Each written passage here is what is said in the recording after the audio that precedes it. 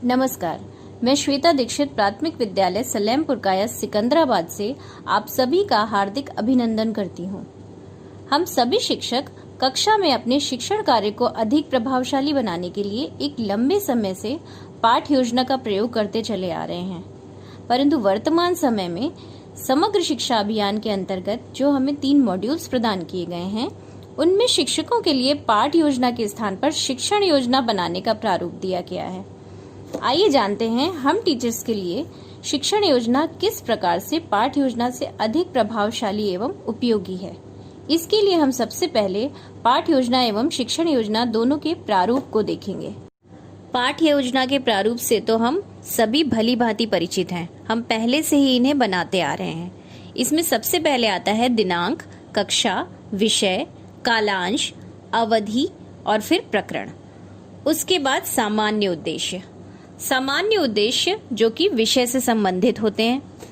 फिर है विशिष्ट उद्देश्य जो कि उस दिन के प्रकरण से संबंधित होते हैं। तत्पश्चात पूर्व ज्ञान से संबंधित प्रश्न, जिसमें अध्यापक क्रमानुसार प्रश्नों के द्वारा या कहानी के द्वारा बच्चों के पूर्व ज्ञान को प्रकरण से जोड़ते हैं। और फिर आता है उद्देश्य कथन से हम अपने टॉपिक पर आ जाते हैं और फिर पाठ का प्रस्तुतिकरण शुरू करते हैं। प्रस्तुतिकरण में हम अधिकतर व्याख्यान विधि का प्रयोग करते हैं। फिर आता है शाम पट कार्य।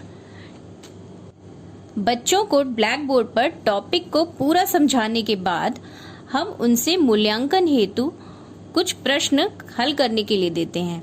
उनके द्वारा किए गए कार्य का निरीक्षण करते हैं और अंत में उन्हें गृह कार्य देते हैं। तो हमने देखा कि पाठ योजना एक बहुत ही विस्तारित प्रक्रिया हो जाती थी, जिसमें एक शिक्षक 40 मिनट के अपने पीरियड में इसके प्रारूप को पूरा करने में ही लगा रहता था। उसका लर्निंग आउटकम प्राप्त हुआ है या नहीं हुआ है यह सुनिश्चित हो ही नहीं पाता था। इसलिए पाठ योजना के स्वरूप को बदलकर शिक्षण योजना का एक नया प्रारूप तैयार किया गया है। अब आते हैं शिक्षण योजना के प्रारूप पर, जो कि पाठ योजना से छोटी और लक्ष्य निर्धारित होती है। शिक्षण योजना के अंतर्गत सबसे पहले आता है दिनांक, कक्षा, विषय एवं समय। उसके बाद हम सीधे चयनित लर्निंग आउटकम पर आ जाते हैं। लर्निंग आउटकम हमारी पाठ्य पुस्तक की शुरुआत में ही दिए गए हैं, हम उनसे ही क्रमवार अपने लर्निंग आउटकम का चयन कर लेते हैं। फिर आता है प्रकरण में हम अपना उस दिन का टॉपिक लिख देते हैं। फिर आता है आवश्यक सहायक सामग्री। शिक्षण योजना का प्रारूप गतिविधियों पर आधारित होता है, अतः आवश्यक सामग्री में जो भी हम उस दिन क्लास में एक्टिविटी करवाने वाले हैं उनसे रिलेटेड सभी सामग्री को लिख देते हैं, जैसे चार्ट पेपर, परिवेशी ठोस सामग्री, मॉडल आदि कुछ भी जो हम उस दिन कक्षा में यूज करने वाले हैं। फिर आती है सबसे प्रमुख प्रक्रिया, शिक्षण अधिगम प्रक्रिया। पूरे टीचिंग लर्निंग प्रोसेस को 3 चरणों में बांटा गया है। प्रत्येक चरण की समय सीमा पहले से ही निर्धारित होती है। पहला चरण है शिक्षण के प्रारंभ में। इसकी समय सीमा 5 मिनट की होती है।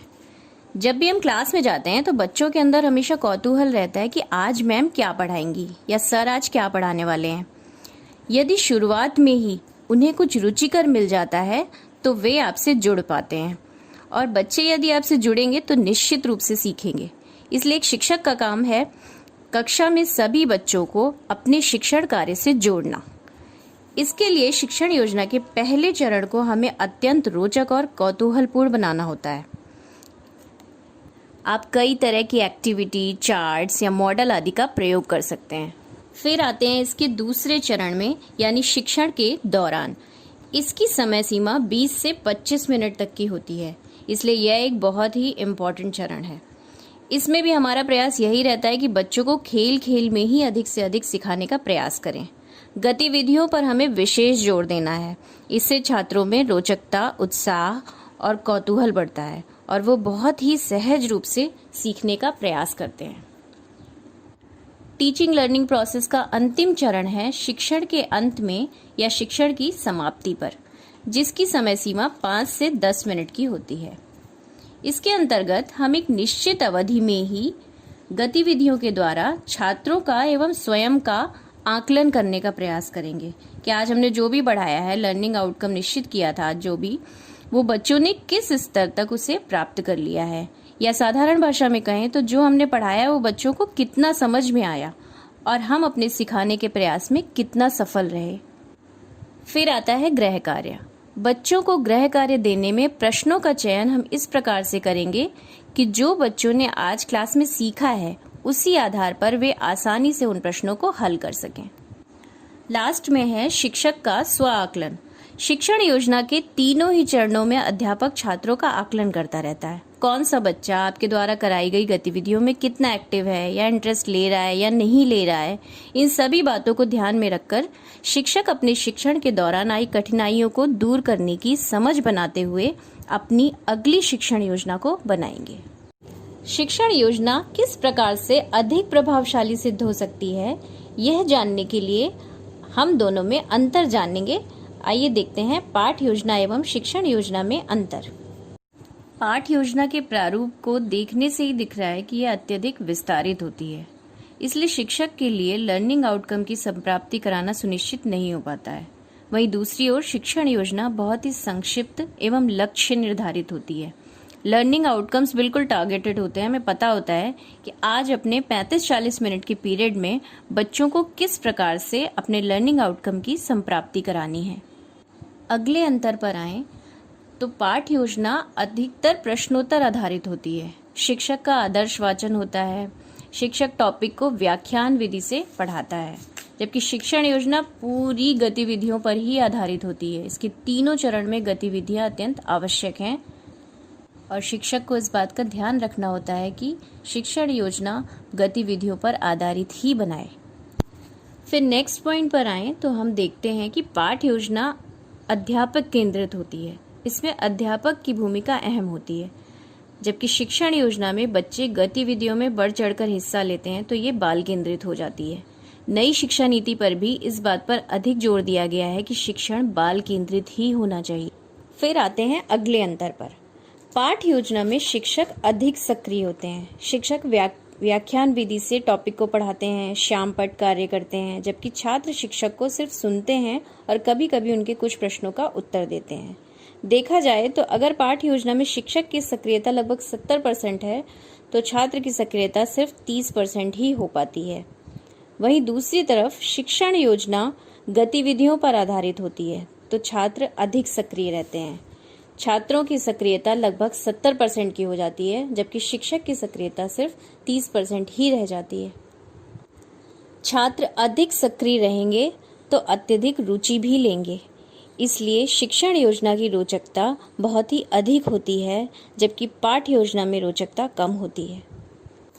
पाठ योजना में जब शिक्षक बच्चों के लिए प्रश्न बनाकर ले जाते थे क्लास में, तो कुछ ही बच्चे प्रश्नों का उत्तर दे पाते थे, क्योंकि प्रश्नों की संख्या लिमिटेड होती थी। तो जिन बच्चों से पूछा उन्होंने उत्तर दिया, और जो बच्चे कम बोलते हैं क्लास में वो पीछे बैठे रह जाते थे, वो उत्तर अधिकतर नहीं देते हैं।